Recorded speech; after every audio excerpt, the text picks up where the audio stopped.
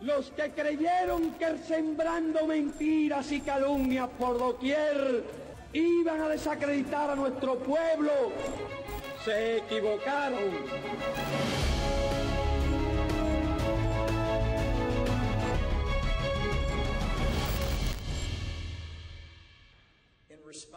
En respuesta a los ataques contra la embajada de Estados Unidos en La Habana, hemos reducido nuestro personal ahí. Este presidente no va a permitir que nuestros diplomáticos sean blancos con impunidad y no vamos a perdonar a aquellos que dañan a nuestra gente y que brindan falsos videos sobre sufrimiento. Acusaciones y estrategias mediáticas para intentar fijar la idea de ataques en Cuba y de síndromes generados por esa causa diplomáticos de Estados Unidos radicados en La Habana carecen de evidencia alguna que puedan sustentarlas.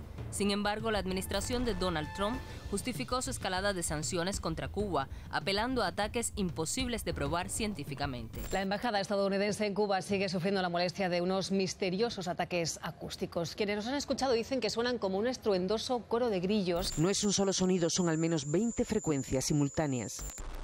Me dijeron que el FBI había informado que no había evidencia de un ataque dirigido. Esto no significa que nuestros diplomáticos no experimentaran estos síntomas. No estoy diciendo que se lo hayan inventado. Solo digo que no hay evidencia de un ataque directo de las autoridades cubanas o de cualquier otra persona.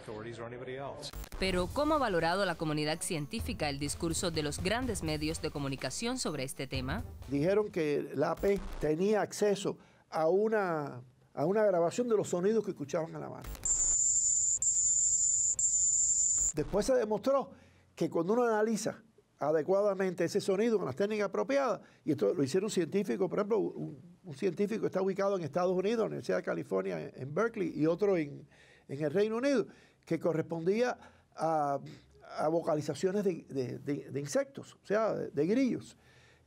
Y como los Estados Unidos entregó un grupo de grabaciones a Cuba, Cuba pudo verificar, incluso comunicándose con los científicos que han hecho este análisis en otras partes del mundo, que efectivamente muchos de los sonidos que molestaban a los diplomáticos eran vocalizaciones. O sea, en Cuba todas las grabaciones que hizo por su parte ambientales demostraron sonidos ambientales normales. ¿Qué conducta mantenían estos diplomáticos supuestamente afectados? Mantuvieron una intensa actividad social, física y recreativa, que incluyó la realización de ejercicios físicos como buceo, ciclismo, motociclismo, la participación en fiestas, bailables y consumiendo bebidas alcohólicas. Lo que no se corresponde si uno está enfermo, que tiene estas dolencias, mareos, dolor abdominal, pérdida de la memoria, etc. Participar en estas acciones si está con esas manifestaciones de salud. Si alguien te dice que los burros vuelan, que te enseñen el burro volador, porque eso va en contra de lo que uno sabe de la biología y de la física. O sea, un reclamo extraordinario tiene que tener evidencias extraordinarias. Los estudios científicos sobre el origen de los supuestos ataques en La Habana, publicados en la afamada revista de la Asociación Estadounidense de Medicina JAMA y liderados por profesores de la Universidad de Pensilvania, más allá de crear confusión entre los lectores, no llegaron a conclusiones definitivas sobre las causas de los síntomas referidos por los diplomáticos estadounidenses entre finales de 2016 y mayo de 2018. Sin evidencias científicas, ¿por qué una revista con la reputación de JAMA sacó a la luz esos textos? The article published today by the magazine JAMA, the Journal of American Medicine, does not modify this situation, by the opposite. It confirmed it. The article recognized that the brain alterations are minimal, that the findings are not conclusive, and that they cannot identify their cause. Hay especialistas de distintos campos de la ciencia, por ejemplo, en el campo de la medicina, otorrinos, epidemiólogos, especialistas que tienen que ver, por ejemplo, con control de plagas. Hay también neurólogos, personas que trabajan en el campo de las neuroimágenes, y físicos, ingenieros, han participado biólogos. O sea, hay realmente una composición de todas las ramas de la ciencia. Porque ¿cuál es el problema? La falta de información, sobre todo la falta de información detallada de los Estados Unidos, de lo que le pasó supuestamente a sus diplomáticos, hizo necesario crear un espectro de búsqueda muy grande. Y las informaciones que se fueron filtrando a la prensa iban dando lo que se puede llamar un blanco móvil.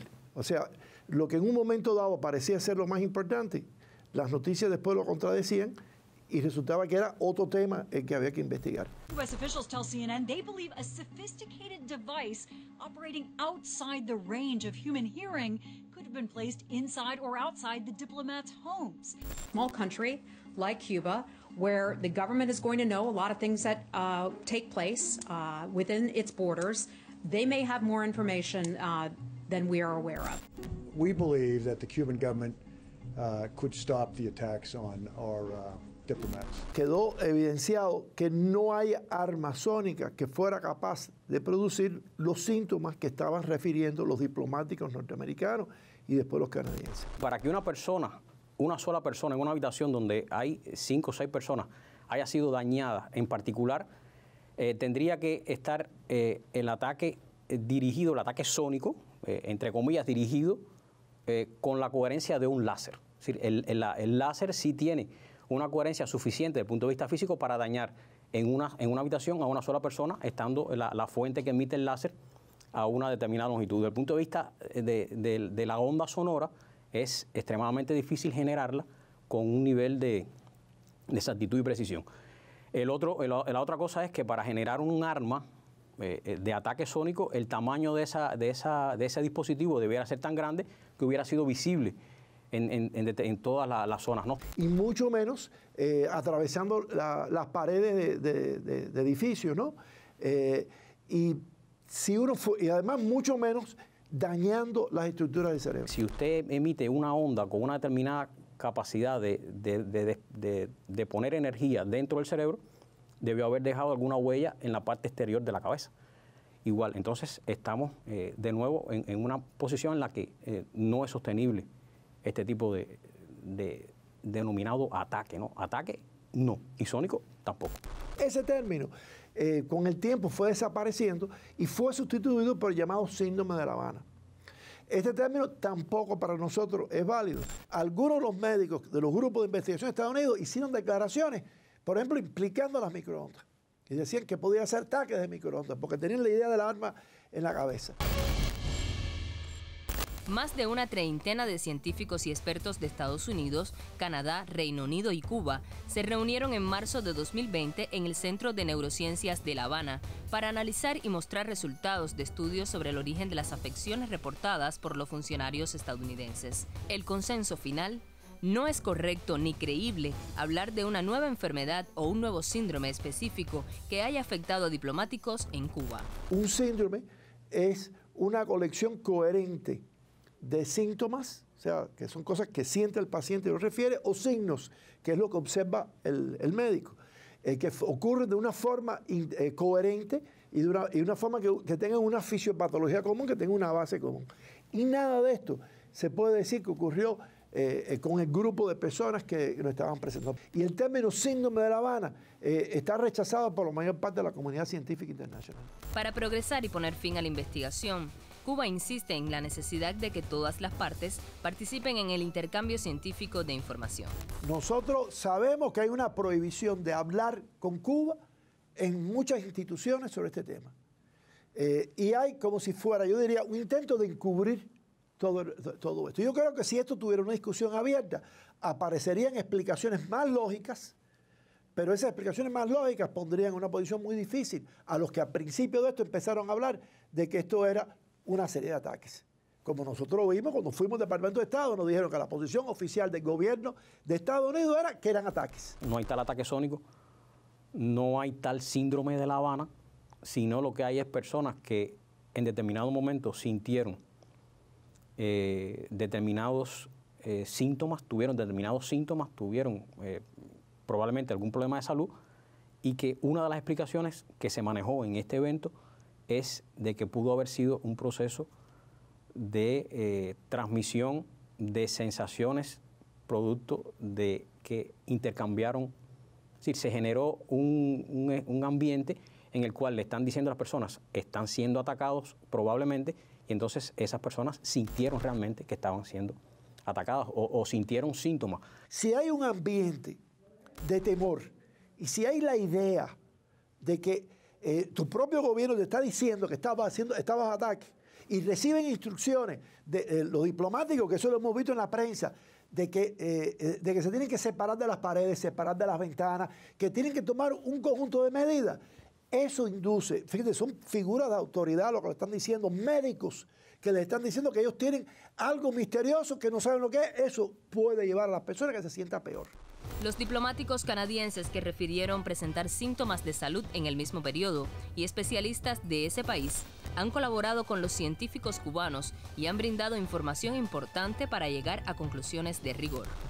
A diferencia, los canadienses, los científicos canadienses, el grupo de trabajo de Canadá, ha manejado la hipótesis de que la sobreexposición a elementos de la fumigación contra el mosquito Aedes aegypti, producto de la campaña contra el Zika, el dengue y etcétera, son las que provocaron estos daños en estas personas. Es decir, y insisto en el término sobreexposición, no se trata de que la fumigación que hace Cuba normalmente para controlar el vector, el mosquito Aedes aegypti, haya provocado esto, sino que ellos reconocen que en los lugares donde estaban estas personas, estos diplomáticos, estas personas, hubo una sobrefumigación con inclusive elementos que no se usan en la campaña aquí en Cuba. Con el propósito de obtener resultados definitivos, se desarrolla en Cuba un estudio multidisciplinario con 3 grupos de personas que toma en consideración la tesis sobre la causa que pudo haber generado los síntomas en los diplomáticos canadienses. Nosotros emprendimos un estudio que está en curso todavía, en la cual tenemos 3 grupos de personas. Uno de ellos que hemos considerado, que le llamamos altamente expuestos, que son personas que participan en la campaña, fumigadores de verdad, que han estado trabajando por más de 6 meses en la campaña. Ese grupo lo vamos a llamar de alta exposición. Tenemos otro grupo de individuos que compartieron ambiente con los diplomáticos en el momento en que sintieron estos síntomas. Y otro grupo de personas que han sido cuidadosamente seleccionadas de lugares en donde la frecuencia de fumigación ha sido menor, porque el índice de incidencia de estas enfermedades transmitidas por el mosquito ha sido, por lo tanto, menor. De forma tal de que tengamos una caracterización completa de estas personas y poder entonces constatar la hipótesis de los científicos canadienses de que esta sobreexposición pudo haber provocado el daño. No estamos negando que estas personas sintieron los síntomas, no estamos negando de que se sintieron mal, sino que la explicación del ataque es la que no puede ser aceptada porque no hay esa intención de dañar a alguna persona. Tras más de 2 años de investigaciones, sin que una sola evidencia justifique acusaciones mediáticas sobre ataques en La Habana contra misiones y funcionarios diplomáticos, el gobierno de la isla rechaza cualquier intento de relacionar ese término con Cuba.